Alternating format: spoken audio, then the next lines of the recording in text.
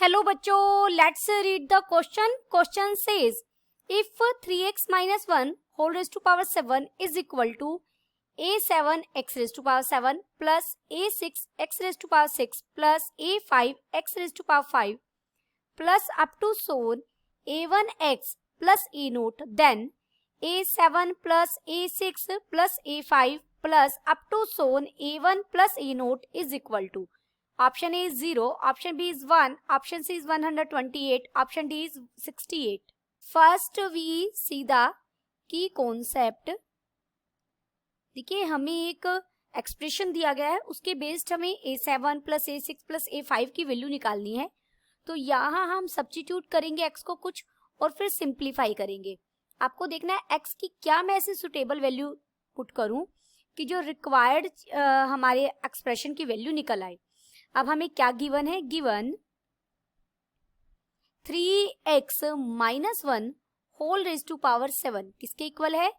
a7 x raise to power 7 plus a6 x raise to power 6 plus a5 x raise to power 5 plus up to so on plus a1x plus a note.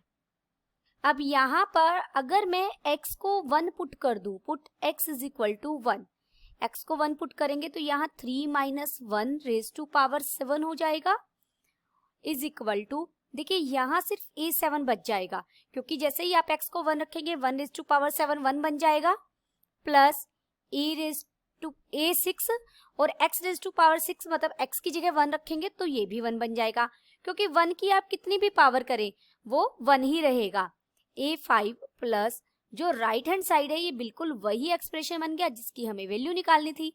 यानी अब हम सीधा सा left hand side को solve कर लेंगे. यहाँ therefore a7 plus a6 plus up to so on plus a1 plus a naught is equal to 3 minus 1 क्या हुआ? 2 रेज टू पावर 7 और 2 रेज टू पावर 7 की वैल्यू 128 होती है. तो हमारा कौन सा ऑप्शन सही हो गया? Option C. Therefore option C is correct. Option C is correct. Hope you understood it well. Best of luck.